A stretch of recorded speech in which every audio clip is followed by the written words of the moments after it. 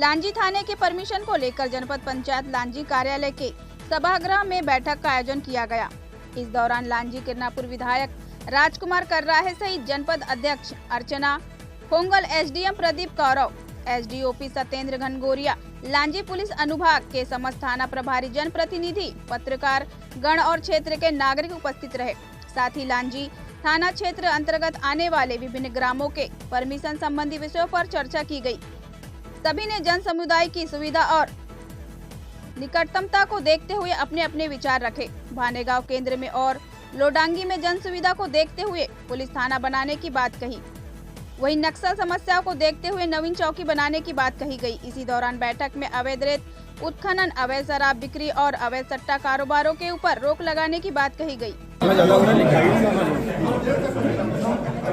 जैसे कि अभी परिसीमन को लेकर यहाँ बैठक रखी गई थी, क्या बात है, क्या किस मुद्दों पर बात की गई? क्योंकि ये जो सर्किल है, एसडीओपी सर्किल जो है, उस लेवल पर हट्टा से लेकर थाने आपका चौकी सीतेपाड़ा तक के सभी सर्किलों में जो गांव आते हैं, थाने क्षेत्र में और चौकी क्षेत्रों में गांव आते हैं, उनका परिसीमन होना था।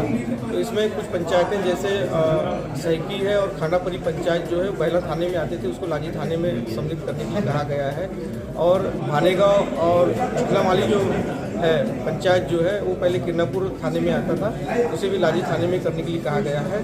नया प्रस्ताव एक थाने के लिए हमने अभी आगे बढ़ाया है, जिसको भानेगांव मुख्यालय के अंदर में एक नया थाना हो जाए, जिससे कि लोगों को जो सुविधा है मुख्यालय स्तर पे होने की वजह से लोगों को सुविधा इसमें उपलब्ध हो सके, उस तारतम्य में आज की बैठक रखी गई। सर, रेत को लेकर क्षेत्र में बहुत परेशानियां हो रही, तो क्या रास्ते निकाले गए? रेत को लेकर हमारे लगातार हम लोगों के ऊपर से कार्रवाई भी चल रही है, सरकार भी इसमें कार्रवाई कर रही है और निश्चित तौर से इसका नया हल निकलेगा। अभी हमने जब सारी बैठकों में, जब मुख्यमंत्री जी के पास की बैठक हो चाहे जिले की बैठक हो, हमने उस मामले को उठाया है। और अभी जो रेत घाट, जो चिन्हित रेत घाट है, उनका अभी सीमांकन हो रहा है। आज की तारीख से सीमांकन प्रारंभ हो चुका है। सीमांकन होने के बाद में रेत ठेकेदारों को सिर्फ अपने ही एरिया से रेत निकालने का अधिकार होगा और बाकी जो खदानें होगी वो पंचायतों को राइट इशू करवा करके उनके द्वारा रेत का उत्खनन किया जाएगा। ऐसा हम लोगों ने अभी आगे बढ़ाया है काम को, तो हो सकता है कि जल्दी उस पर निराकरण हो जाएगा। अभी सीमांकन होने के बाद में फिर हम आगे की जो बैठकें होंगी उस पर तय करेंगे कि क्या करना है। अवैध शराब और सट्टों को लेकर भी बात करेंगे, उस पर भी काफ़ी चर्चा हुई है हमारी, चूँकि जो मुख्यालय स्तर पर कहीं कहीं पर जहाँ पर काफ़ी ट्रैफिक होता है, स्कूल होते हैं, वहाँ पे शराब दुकानें लगी हुई हैं, तो उनको हटा करके गाँव से थोड़ा बाहर करने के लिए, और जो रोड पर रोडों पर जहाँ पे शराब की दुकानें हैं उस पर भी चर्चा की गई है। जिस तरह से हमारे यहाँ पे गौ की तस्करी हो रही है, उसे भी रोकने के लिए एक कुल्पा या कारंजा के अंदर में चौकी बनाने के लिए भी इस बात को कहा गया है। आज के प्रस्ताव में हमने रखा है, तो ये भी लाभ जो है हमको मिलेगा किसी न किसी तरीके से। और सभी क्षेत्रों में हमने आज चर्चा किया है, बहुत सारे मुद्दे, दूसरे भी मुद्दे आए हैं, उसकी भी हमने चर्चा किया है। मैं एक बैठक ली गई थी जिसमें क्षेत्र के जनप्रतिनिधि और सभी पुलिसकर्मी, पुलिस अधिकारी मौजूद थे। क्षेत्र के सीमांकन को लेकर था, क्या पूरा मामला, क्या कार्रवाई चल रही सर? देखिए, जैसा कि माननीय सीएम महोदय एवं हमारे वरिष्ठ अधिकारियों द्वारा निर्देशित किया गया है कि हमारे थाने की सीमाओं का पुनर्निर्धारण होना है, जिससे कि जनता को और सहूलियत हो सके थाने तक पहुंचने में, और थाने के लिए भी आसान हो कि कोई दुर्घटना होती है तो वो जल्द से जल्द किसी गांव में पहुंच पाए, किसी स्पॉट पे पहुंच पाए। उस संबंध में जो है हम जो है माननीय हमारे जनप्रतिनिधि और सदस्य विधायक महोदय तथा अन्य हमारे जो रहवासियों से हमने सलाह के लिए आज एक मीटिंग का आयोजन किया था, जिसके तहत हमने ये आयोजन का उद्देश्य हमारा मुख्यतः यही था कि ऐसे कौन से गांव हैं जिनको चिन्हित किया जा सके, जो किसी दूसरे थाने के क्षेत्रांतर्गत फिलहाल में आ रहे हैं, परंतु उसे किसी अन्य थाने में स्थानांतरित कर दिया जाए, जिससे वहाँ के रहवासियों को और आसानी हो सके उस थाने तक पहुँचने में। साथ ही पुलिस का जो रिस्पांस टाइम है वो हम और ज़्यादा कम कर सकें। सर, कितने ग्रामों को चिन्हित किया गया उसमें? कौन कौन से ऐसे ग्राम आए हैं सर जिनको आप चौकी थाने बना सकते हैं, या कौन से ग्राम हैं जो शामिल किए जाने हैं? देखिए, रहवासियों की तरफ से तो प्रस्ताव गया है कि भानेगांव को थाना बनाना चाह रहे हैं, ताकि वो बड़ा गांव है और आसपास की कुछ पंचायत भी उसमें सम्मिलित होकर एक थाना बनाने का प्रस्ताव जो है रहवासियों और जनप्रतिनिधियों की तरफ से हमें दिया गया है, जिसे हम आगे की तरफ अग्रेसित करेंगे।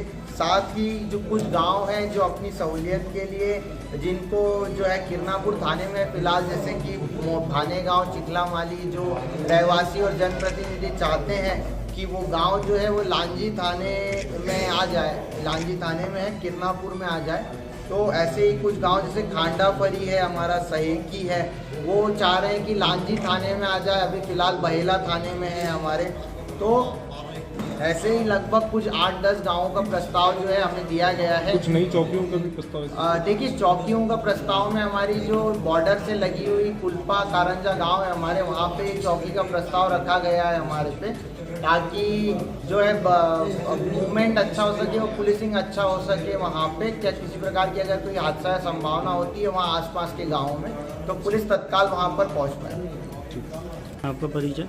मैं राधेश्याम सिंधु पे जिला पंचायत सदस्य प्रतिनिधि, जिला पंचायत क्षेत्र क्रमांक 6। जैसे कि आज इस जनपद में बैठक रखी गई थी, तो आपने किस मुद्दे पर बैठक में चर्चा की? क्या मुद्दे थे आपके? मेरा जो प्रमुख मुद्दा ये था कि रेत को लेकर के था। अभी बीच में माननीय विधायक जी ने कहा था कि 2500 रुपये में पर टली जो रॉयल्टी का रेट मिल रहा है उसको कम किया जाएगा। तो देखने में आया कि 2500 से ज़्यादा और हर ट्रिप के 2500 हो गया। उसके अतिरिक्त मेरा एक और मुद्दा ये था कि जितने भी जो ठेकेदार हैं, ये जो स्वीकृत खदानें हैं, शासन द्वारा जो स्वीकृत खदानें हैं, उन खदानों से ही रेत का खनन होना चाहिए और उसमें भी स्वीकृत क्वांटिटी में। लेकिन देखने में ये आता है कि जो स्वीकृत खदानें छोड़ करके जो खदानें ऐसी हैं जो शासन स्तर पर स्वीकृत नहीं है, उनकी क्वांटिटी स्वीकृत नहीं है, उन खदानों से भी ये जो है रॉयल्टी प्रोवाइड करते हैं। मतलब सपोज कीजिए कि कोकना घाट स्वीकृत है, कड़कना घाट स्वीकृत है, तो वहाँ की रॉयल्टी ये बिनोरा घाट की रेत निकालेंगे, वहाँ पर भी चला लेते हैं। सेवती में यदि स्वीकृत नहीं है तो वहाँ भी ये कड़कना की रॉयल्टी से सेवती से रेत निकालते हैं, वहाँ पर दे देते हैं। कहने का मतलब ये है कि ये राजस्व का भी नुकसान है, शासन का भी नुकसान है और जनता और जो पर्यावरण को भी नुकसान है, और जनता इसमें पीछे जा रही है। ये प्रमुख मेरा जो मुद्दा था कि स्वीकृत खदानों से ही रेत निकाला जाए और स्वीकृत क्वांटिटी में। और ये एक और मेरा विषय था कि जैसे एक नदी है, उसकी स्वीकृत क्वांटिटी 1 लाख घन मीटर है, तो वो 1 लाख घन मीटर को वो चाहे तो 3 साल में खोदे, लेकिन होता क्या है कि ये एक ही साल में 6 महीने में 2 महीने में पूरी स्वीकृत क्वांटिटी खत्म हो जाती है इनकी, और वो एक्चुअल में रॉयल्टी देते नहीं उतने की। वो एक ही रॉयल्टी से काम? बिल्कुल, एक ही रॉयल्टी से दिन भर में एक रॉयल्टी देंगे, लंबी दूरी की गढ़चिरौली की काट लेंगे और उस ट्रिप में वो दिन भर में 4-5 ट्रिप WT चलाते हैं विदाउट रॉयल्टी। और दूसरा मुद्दा क्या था?